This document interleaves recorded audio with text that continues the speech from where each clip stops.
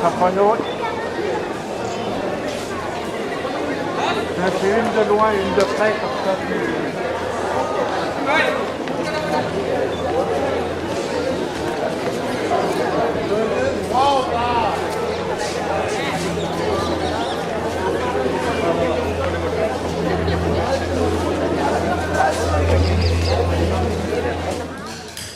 Right now we are inside the Taj Mahal.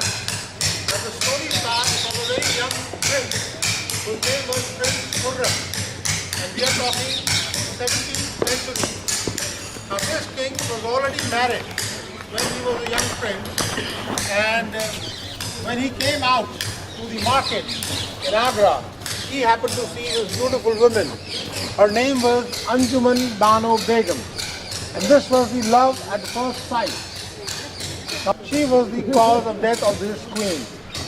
Now, out of these, only 7 survived, 7 children, and later on, the third son, he assassinated his 2 elder brothers to get the throne.